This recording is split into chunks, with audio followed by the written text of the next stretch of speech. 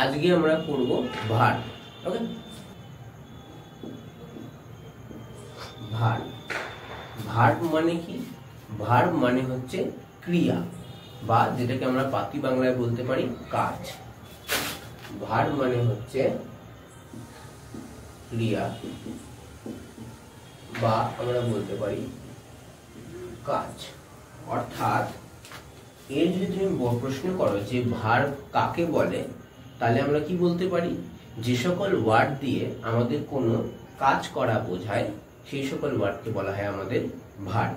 Parts of স্পিচের যে কটা ভাগ আছে তার মধ্যে একটা অংশ হচ্ছে ভার্ব। আচ্ছা, এবারে প্রশ্ন আসবে ভার্ব জিনিসটা কি?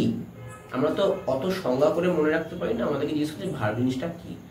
ভার্ব জিনিসটা হচ্ছে কাজ। যেমন ধরো যে কোনো একটা কাজ, ধরো যখন আমি পড়াচ্ছি, তাহলে পড়ানো একটা কাজ, তাহলে এই পড়ানোটা হচ্ছে আমাদের ভার্ব। ধরো আমি খাচ্ছি, ইট, তাই তো, তাহলে এই খাওয়াটা একটা কাজ বোঝাচ্ছে, সুতরাং ইট ওয়ার্ডটা হচ্ছে একটা ভার্ব। আচ্ছা, এবারে আমরা কয়েকটা উদাহরণের সঙ্গে দেখি। ধরো আমি বললাম রাইট। রাইট মানে কি? রাইট মানে হচ্ছে লেখা, তাই তো, রাইট মানে হচ্ছে লেখা, সুতরাং লেখাটা একটা কাজ। এরকম করে ধরো বললাম আমি রিড মানে পড়া, পড়া একটা কাজ। স্লিপ মানে ঘুমানো, ঘুমানো একটা কাজ। সুতরাং যেই ওয়ার্ডগুলো দিয়ে আমাদের কাজ করা বোঝায় সেটাই আমাদের ভার্ব, সোজা কথা। এবারে আমরা পড়ব ভার্বকে কয় ভাগে ভাগ করা যায়, বা যেটাকে আমরা ইংলিশে বলতে পারি ক্লাসিফিকেশন অফ ভার্ব। আমরা পয়েন্ট আউট করি।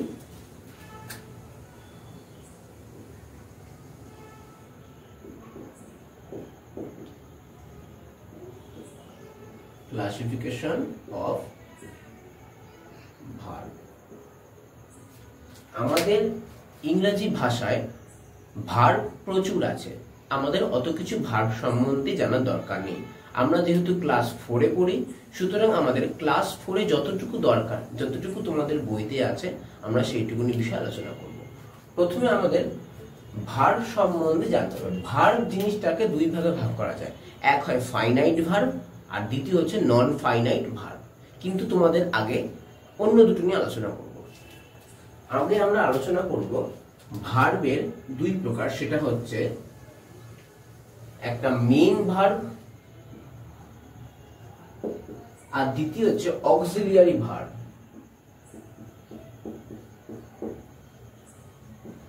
এটা যখন আমি করাচ্ছি, তোমরা যখন ভিডিওটা দেখবে তখন খাতায় কিন্তু নোট করে নেবে। আচ্ছা, আচ্ছা আগে জিনিসটা বলে দিই, মেইন ভার্ব মানে কি? মেইন ভার্ব মানে হচ্ছে প্রধান ক্রিয়া। প্রধান ক্রিয়া। প্রধান ক্রিয়া মানে কি?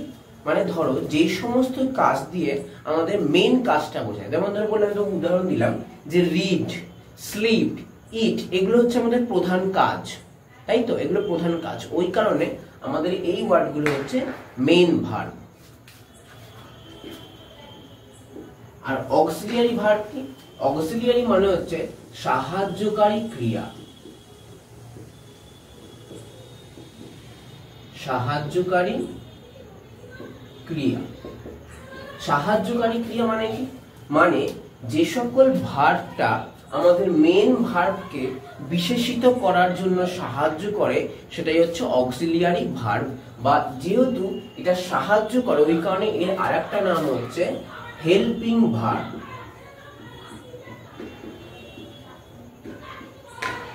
হেল্পিং ভার্ব, ঠিক আছে? আচ্ছা, এবার আমরা মেইন ভার্ব আর অক্সিলিয়ারি ভার্ব সম্পর্কে বিস্তারিত আলোচনা করব। মেইন ভার্ব বলছে, মেইন ভার্ব বলছে যে সকল যে ভার্বটা কোনো কাজকে কোনো অন্য কোনো ভার্বের সাহায্য ছাড়াই নিজে থেকে করতে পারে। যেমন ধরো আমি বললাম আই ইট রাইস, মানে কি? আমি ভাত খাই। ওকে, এবারে দেখো ইটটা দিয়ে কিন্তু আমি ডাইরেক্ট কথা বলতে পারি যে হ্যাঁ আমি ভাতটা খাচ্ছি, আমি ভাতটা খাচ্ছি। কি করছি না? খাচ্ছি। সুতরাং ইট ওয়ার্ডটা দিয়ে কিন্তু আমাদের ডাইরেক্ট কাজটা হচ্ছে। ইটকে কিন্তু বিশেষিত করার জন্য অন্য কোনো কিন্তু ভার্বের সাহায্য নিতে হচ্ছে না।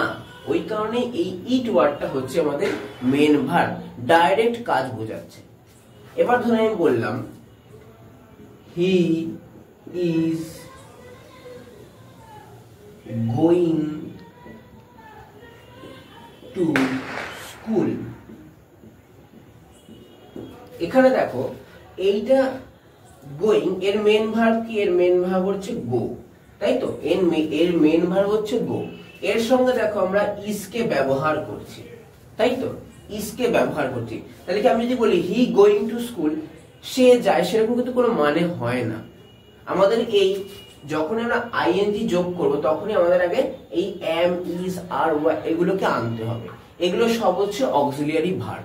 এই অক্সিলিয়ারি ভার্বের 3 রকম ভাগ আছে, সেটা নিয়ে আমরা আলোচনা করি। আগে আমরা ভাগগুলো জেনে নিই, তারপর আমরা উদাহরণ সঙ্গে জানবো। অক্সিলিয়ারি ভার্বকে আমরা 3 ভাগে ভাগ করতে পারি। কি কি? প্রথমটা হচ্ছে আমাদের বি ভার্ব, বি ভার্ব, ওকে। 2 নম্বরটা হচ্ছে আমাদের হ্যাভ ভার্ব, হ্যাভ ভার্ব। আর 3 নম্বরটা হচ্ছে আমাদের মোডালস। আচ্ছা, বি ভার্বে কি কি বসে? বি ভার্বে সাধারণত 3টে জিনিস বসে। একটা হচ্ছে এম, দ্বিতীয় হচ্ছে ইজ, আর লাস্ট হচ্ছে আর, ওকে। আচ্ছা, হ্যাভ ভার্বে তোমার বসে 3টে জিনিস। এক হচ্ছে হ্যাভ, ক্লিয়ার আসছে? দ্বিতীয় হচ্ছে হ্যাজ, আর 3 নম্বর হচ্ছে হ্যাড, ওকে। মোডালসে কি কি আসে? মোডালসে তোমার আসে শ্যাল, আর কি কি আসে? উইল, আর কি কি আসে? ক্যান, আর কি কি আসে? মে, তারপরে আরো আছে extra. Shall, will, can, may, might, would, should, could, ঠিক আছে, অনেকগুলো আছে। তাহলে এই সব হচ্ছে আমাদের মোডালস। তাহলে আমাদের মেইন কাজ, প্রথম কাজ কি? ভার্বকে 2 ভাগে ভাগ করা যায়। এক হচ্ছে মেইন ভার্ব, দ্বিতীয় হচ্ছে অক্সিলিয়ারি ভার্ব। অক্সিলিয়ারি ভার্বের আরেকটা নাম হচ্ছে আমাদের হেল্পিং ভার্ব, ওকে। এই অক্সিলিয়ারি ভার্বকে 3 ভাগে ভাগ করা যায়। এক বি ভার্ব, যার উদাহরণ হচ্ছে এম, ইজ, আর। তারপরে 2 নম্বর হচ্ছে have verb, have, has, had. আর 3 নম্বর হচ্ছে মোডালস, যেমন shall, will, can, may, might, would, should, এগুলো ইত্যাদি, ঠিক আছে। আচ্ছা, প্রথমে আমরা এই সম্বন্ধে জানলাম। আশা করি জিনিসটা বুঝতে পেরেছো, মেন ভার্বটা কি আর অক্সিলিয়ারি ভার্বটা কি। আবারও বলে দিচ্ছি, মেন ভার্ব মানে সেই ভার্ব যেটা কাজটা নিজে নিজেই সম্পন্ন করতে পারে। যেমন আই ইট রাইস, এখানে খাওয়াটা কিন্তু নিজে নিজেই বোঝাচ্ছে যে হ্যাঁ খাচ্ছি, এর সঙ্গে কিন্তু অন্য কোনো ভার্বের সাহায্য নিতে হচ্ছে না। কিন্তু অক্সিলিয়ারি ভার্বে কি? দেখো আমি আইএনজি যোগ করেছিলাম, কি লিখেছিলাম? আই অ্যাম রিডিং এ বুক।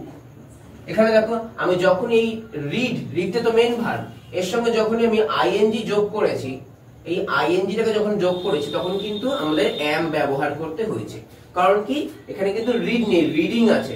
সুতরাং রিডিং করতে গেলে আমাদেরকে এখানে এম, ইজ, আর এর মধ্যে আনতে হবে। আই এর সঙ্গে সবসময় এম বসে, ঠিক আছে। তাহলে এটা গেল আমাদের অক্সিলিয়ারি ভার্ব। তোমাদের বইতে ভার্বের 6টা ভাগ দিয়েছে, ডাইরেক্ট দিয়ে দিয়েছে। আমরা দুটো দুটো করে শিখবো। প্রথমে আমরা মেন ভার্ব আর অক্সিলিয়ারি ভার্ব সম্পর্কে জানলাম। এবার আমরা দ্বিতীয়টায় আসছি। আচ্ছা, এখানে তোমাদের বলে দিই, তোমাদের স্কুলের পরীক্ষায় ভার্বের এত প্রকার ভাগ আসবে না, এটা শেখার জন্য বলছি, শিখে রাখো। কি ধরনের প্রশ্ন আসবে? তোমাদের কিছু ড্যাশ দিয়ে দিয়ে ফিলিং দা ব্ল্যাঙ্কস দেবে, যেখানে বলবে যে সেই জায়গায় মেন ভার্ব বসবে না অক্সিলিয়ারি ভার্ব বসবে, ঠিক আছে। এই ধরনের সাধারণত তোমাদের কোশ্চেন স্ট্রাকচার পরীক্ষায় আসবে। আমি কয়েকটা প্র্যাকটিস করিয়ে দেবো, চাপ নেই, ভালো করে প্র্যাকটিস করে পরীক্ষায় সেখান থেকে কমন পেয়ে যাবে। আচ্ছা, এবারে দ্বিতীয় আসছি, যেটা হচ্ছে সেটা হচ্ছে ফাইনাইট ভার্ব এবং নন ফাইনাইট ভার্ব। আচ্ছা, একটা হচ্ছে আমাদের ফাইনাইট ভার্ব আর দ্বিতীয় হচ্ছে আমাদের নন ফাইনাইট ভার্ব। এবার প্রশ্ন আসতে পারে যে ফাইনাইট ভার্বটা কি আর নন ফাইনাইট ভার্বটাই বা কি। ফাইনাইট ভার্ব যদি সোজা কথায় বলতে গেলে ফাইনাইট ভার্ব হচ্ছে যেই ভার্বটা টেন্স অনুযায়ী পরিবর্তন হয়, আর নন ফাইনাইট ভার্ব মানে হচ্ছে যেই ভার্বটা টেন্স অনুযায়ী পরিবর্তন হয় না। তোমাকে পরবর্তীতে আমি টেন্স শেখাবো। আমাদের সাধারণত 3 প্রকারের কাল হয়। এক হয় বর্তমান কাল, যেটা আমাদের এখন রিসেন্ট চলছে, যেটা যেমন তুমি আমার ভিডিওটা দেখছো এটা তোমার বর্তমান কালে। আর একটা দ্বিতীয় হচ্ছে অতীতকাল, যেটা আমাদের আগে হয়ে গেছে, যেমন ধরো আমি আগে খেয়েছিলাম, সেটা অতীতকাল হয়ে গেছে। আর তৃতীয় হচ্ছে ভবিষ্যৎকাল, যেটা আমি করব, সেটা হচ্ছে ভবিষ্যৎকাল। তাহলে যে ভার্বটা এই অতীত, বর্তমান, ভবিষ্যৎ তিনটেকে মেনে কাজ করে সেটা হচ্ছে ফাইনাইট ভার্ব। আর যেই ভার্বটা আমাদের অতীত, বর্তমান এবং ভবিষ্যৎকে মেনে কাজ করে না সেটা হচ্ছে নন ফাইনাইট ভার্ব। কয়েকটা উদাহরণ দিই। ধরো ফাইনাইট ভার্ব, প্রথম উদাহরণ দিচ্ছি, দেখো ভালো করে বুঝবে। আই ইট রাইস, মানে কি আমি ভাত খাই। এখানে আমাদের মেন ভার্ব কি? ইট। ওকে, এবার আমি বললাম আই এট রাইস, ঠিক আছে। এই এটটা কি? এই এটটা হচ্ছে ইটের পাস্ট ফর্ম, মানে কি অতীতকাল, মানে এইটা হচ্ছে আমাদের বর্তমান কালে আছে। ভালো করে জিনিসটা বুঝবে, এটা হচ্ছে আমাদের বর্তমান কালে আছে, মানে এই প্রেজেন্ট টাইমে আছে, ঠিক আছে। আই ইট রাইস, আমি ভাত খেয়েছি। আই এট রাইস, এটা আছে আমাদের অতীত কালে। এটা কোন সময় আছে? আমাদের অতীত কালে। তাহলে আই এট রাইস, আমি ভাত খেয়েছিলাম। এবার আমি লিখতে পারি আই শ্যাল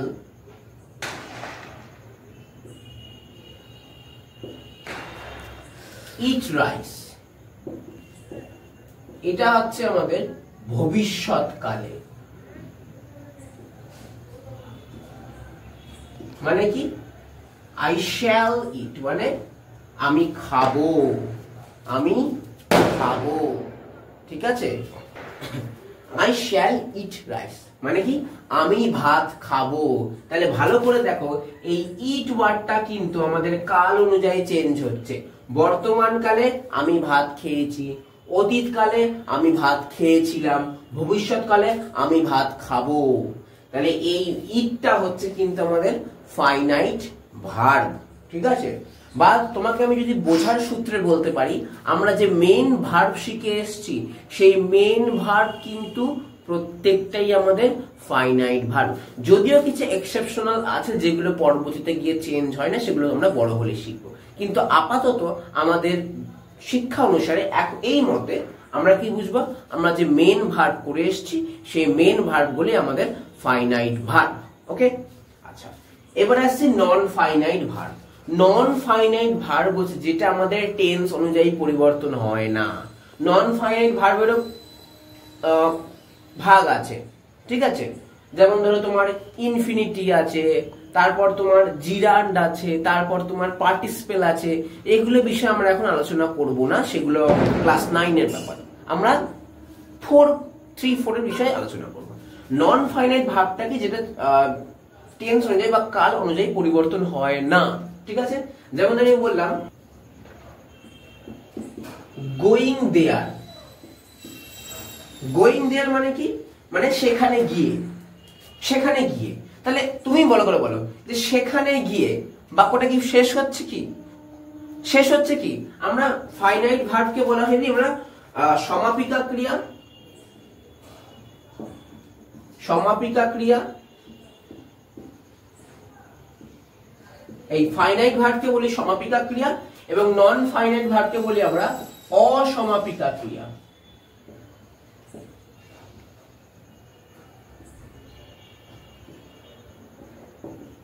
ভালো করে দেখো, এখানে গোয়িং দেয়ার বললে কিন্তু আমাদের কিন্তু বাক্যটা কিন্তু শেষ হচ্ছে না।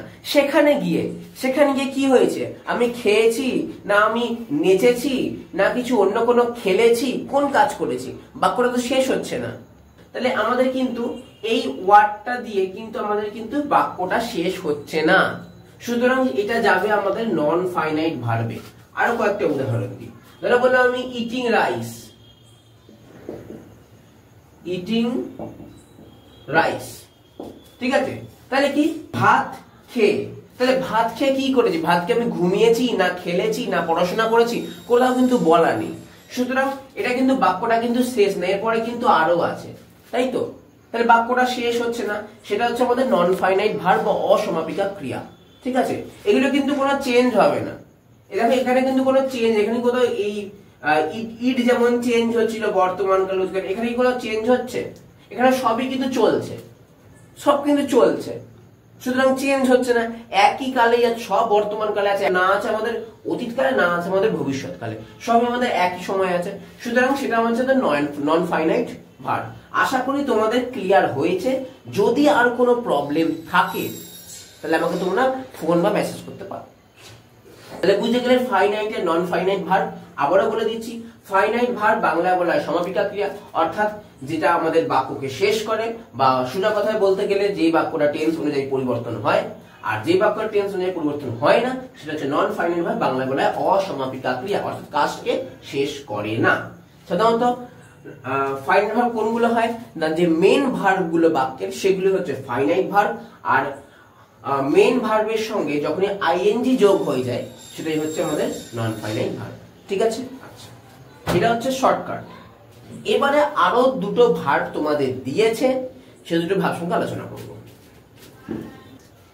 এবারে ভার্বের লাস্ট দুটো ভাগ নিয়ে আলোচনা করব। লাস্ট দুটো ভাগের নাম হচ্ছে আমাদের ট্রানজিটিভ ভার্ব, দ্বিতীয় হচ্ছে আমাদের ইনট্রানজিটিভ ভার্ব। কি কি লিখি আমরা? ট্রানজিটিভ ভার্ব, বানানটা ভালো করে খেয়াল করবে। Tran, T R N, tran, G S I S I G, tive, transitive verb. দ্বিতীয় হচ্ছে ইনট্রানজিটিভ, খালি ট্রানজিটিভ খালি ইন যোগ করে দেবে, ইন যোগ করে দিলাম, যা বানান ইনট্রানজিটিভ ভার্ব। ওকে, ট্রানজিটিভ ভার্বকে বাংলায় বলা হয় আমাদের সকর্মক ক্রিয়া, সকর্মক ক্রিয়া। আর ইনট্রানজিটিভ ভার্ব বাংলাকে বলা হয় অকর্মক ক্রিয়া। আমাদের বাংলাটাও জানতে হবে, নইলে কিন্তু আমরা পড়তে পারবো না। সকর্মক ক্রিয়া, অকর্মক ক্রিয়া, ট্রানজিটিভ ভার্ব এবং ইনট্রানজিটিভ ভার্ব, এই দুটো বোঝার আগে আমাদের আরেকটা জিনিস নিয়ে জানতে হবে, সেটা হচ্ছে অবজেক্ট। অবজেক্ট, ওকে, অবজেক্ট। অবজেক্টটা কি এবার আমরা আলোচনা করব। অবজেক্ট, অবজেক্ট হচ্ছে বাক্যের অতিরিক্ত অংশটাকে বলা হয় অবজেক্ট। যেমন আমরা প্রত্যেকেই জানি যে একটা বাক্যের মধ্যে সাবজেক্ট এবং ভার্ব থাকে, ভার্ব ছাড়া কোনো বাক্যই গঠন করা সম্ভব নয়। বা তোমরা ভার্বকে বলতে পারো একটি গাড়ির ইঞ্জিনের সমান। গাড়িতে যেমন ইঞ্জিন না থাকলে গাড়ি চলে না, সেরকমই বাক্যের মধ্যে ভার্ব না থাকলে সেই বাক্যটা কিন্তু সম্পূর্ণ হয় না। ঠিক আছে, আচ্ছা, অবজেক্ট সম্বন্ধে আলোচনা করি। অবজেক্ট মানে হচ্ছে সাবজেক্ট আর ভার্বকে যদি আমরা কি বা কাকে দিয়ে প্রশ্ন করি, যদি উত্তর পাওয়া যায়, যে উত্তরটা পাওয়া যাবে সেই উত্তরটাকে বলা হয় অবজেক্ট। এবার ধরো কোনো একটা বাক্যকে আমি কি বা কাকে দিয়ে প্রশ্ন করলাম, কিন্তু উত্তর পেলাম না, সুতরাং সেই বাক্যটা হয়ে যাবে আমাদের ইনট্রানজিটিভ ভার্বের উদাহরণ। আবার ধরো কোনো বাক্যকে আমি বাক্যের সাবজেক্ট এবং ভার্বকে কি বা কাকে দিয়ে প্রশ্ন করলাম, যদি উত্তর পেয়ে যাই তাহলে সেটা হয় আমাদের ট্রানজিটিভ ভার্বের উদাহরণ। কয়েকটা উদাহরণ দিয়ে বুঝতে পারবে। অবজেক্ট সম্বন্ধে একটু ধারণা পেলে? আচ্ছা, এবার দেখো আমি বললাম উই ইট রাইস, আমরা ভাত খাই। এবার আমাদের এখানে সাবজেক্ট কোনটা? উই, আমরা। ভার্ব কোনটা? তোমরা জেনে এসছো আগে, এটা ইটটা ভার্ব। আর বাদ বাকি এটা অবজেক্ট কি অবজেক্ট নয় তা আমরা জানি। এবার আমরা বের করব কেন স্যার এখানে অবজেক্ট হলো। আমাদের কি সাবজেক্ট কি উই আর ভার্ব হচ্ছে ইট। তাহলে আমি এখানে মানে কি আমি ভাত খাই, তাহলে আমি যদি বলি আমি কি খাই, আমি ভাত খাই, উত্তর পাচ্ছি কি খাই না ভাত খাই, তাহলে ভাতটা কিন্তু উত্তর। তাহলে আমরা দেখো উত্তর পাচ্ছি সাবজেক্ট আর ভার্বকে আমাদের কি বা কাকে দিয়ে প্রশ্ন করার পর আমরা উত্তর পাচ্ছি, কি উত্তর পাচ্ছি না রাইস, ভাত। তাহলে রাইসটা হচ্ছে অবজেক্ট। আর একটা উদাহরণ দিই, ধরো আমি বললাম রাম ইজ রিডিং এ বুক, মানে কি রাম একটা বই পড়ছে। তাহলে এখানে সাবজেক্ট মানে কি যার সম্বন্ধে বলা হচ্ছে, তাহলে কি রামের সম্বন্ধে বলা হচ্ছে, তাহলে রাম হচ্ছে সাবজেক্ট। ভালো করে দেখো এখানে ইজ আছে, একটা অক্সিলারি ভার্ব আছে। আচ্ছা রিডিং এই মেইন ভার্বটা, এটা কি ভার্ব, মেইন ভার্ব হচ্ছে রিড, তোমরা আগেই জেনে এসছো। যেহেতু এম ইজ আর যোগ হয়েছে, যেহেতু ইজ যোগ হয়েছে ওই কারণে আইএন যোগ হয়েছে। ওকে আচ্ছা এবার এখানে স্যার অবজেক্ট আছে কি অবজেক্ট নেই, কি করে বুঝবো? আমাদের এই সাবজেক্ট এবং ভার্বকে কি বা কাকে দিয়ে প্রশ্ন করতে হবে, তাই তো? তাহলে সাবজেক্ট ভার্বকে প্রশ্ন করি। রাম বই পড়ছে, রাম কি পড়ছে? উত্তর আছে, হ্যাঁ উত্তর আছে, বই পড়ছে। কি পড়ছে? বই পড়ছে। তাহলে এই যে এ বুকটা হচ্ছে আমাদের অবজেক্ট। সুতরাং এই যে ভার্বটা আমরা পেলাম, এখানে একটা এখানে একটা, এই ভার্বটা হচ্ছে আমাদের ট্রানজিটিভ ভার্বের উদাহরণ। আশা করি ক্লিয়ার হয়েছে। সোজা কথায় বলতে গেলে ট্রানজিটিভ ভার্বে আমাদের অবজেক্ট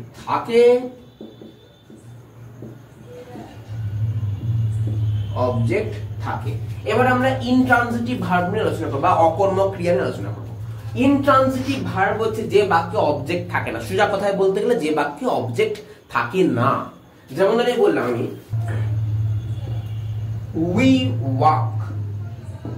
উই ওয়াক মানে আমরা হাঁটি। এখানে সাবজেক্ট আর ভার্বই আছে, আর কিছু কি আছে? এটা দেখেই বোঝা যাচ্ছে এখানে কোনো অবজেক্ট নেই, সুতরাং এটা ইনট্রানজিটিভ ভার্বের উদাহরণ। আচ্ছা আর একটা উদাহরণ দিই যেটা খুব গোলায় মানুষের, সেটা হচ্ছে রাম ইজ গোয়িং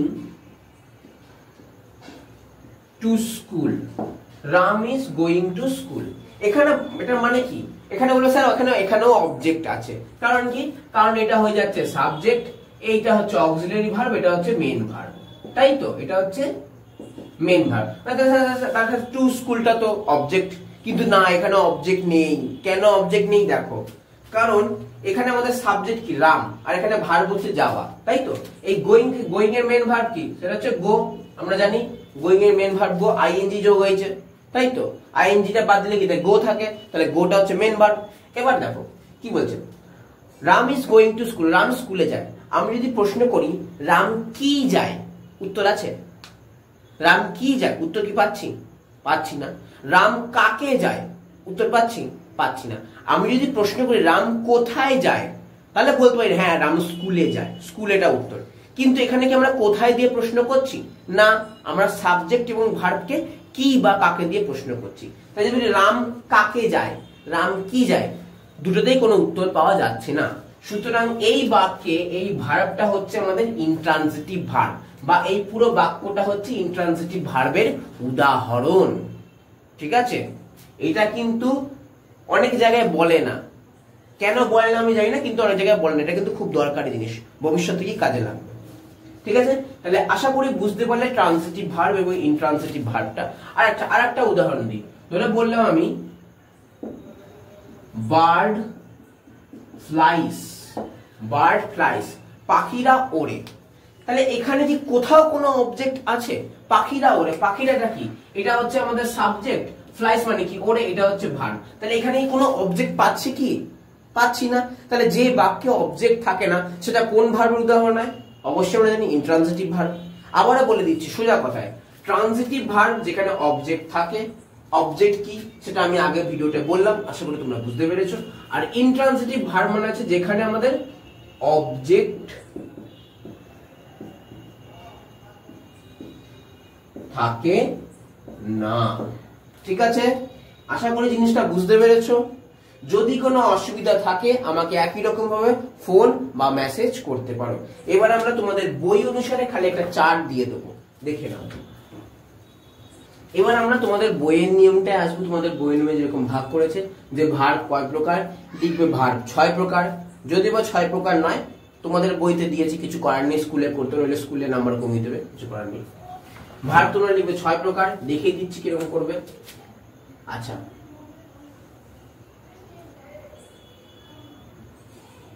ঠিক আছে। আচ্ছা, লিখে তাহলে প্রথমে লিখবে আমাদের মেন ভার্ব। মেন ভার্ব বাংলায় লিখবে, বাংলাটাও দেখিয়ে দিচ্ছি, দেখা যাচ্ছে তো? দেখা যাচ্ছে? হ্যাঁ। প্রধান ক্রিয়া। দ্বিতীয় হচ্ছে আমাদের অক্সিলিয়ারি ভার্ব।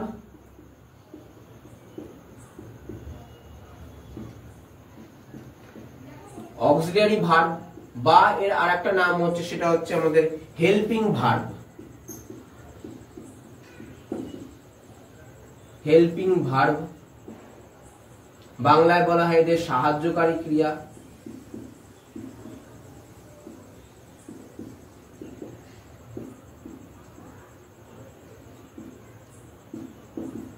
তৃতীয় হচ্ছে আমাদের ফাইনাইট ভার্ব।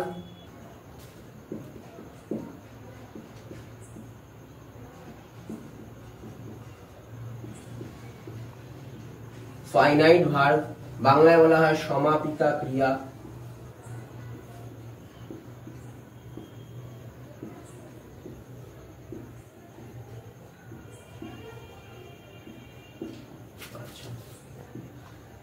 তারপরে আসে আমাদের নন ফাইনাইট ভার্ব।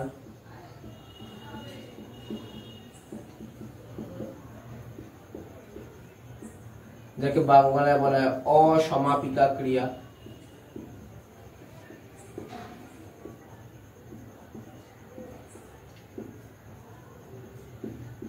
আমার জায়গার অভাবে আমি বেঁকিয়ে লিখছি। আচ্ছা আচ্ছা, 5 নম্বর হচ্ছে আমাদের ট্রানজিটিভ ভার্ব।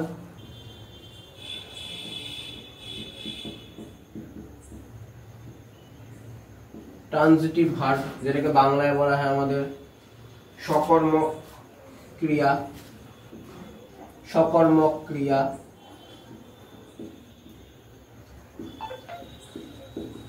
আর লাস্ট হচ্ছে যেটা, সেটাকে আমি একটু নিচে লিখে দিই, এখানে লিখে দিচ্ছি, সেটা হচ্ছে আমাদের ইনট্রানজিটিভ ভার্ব।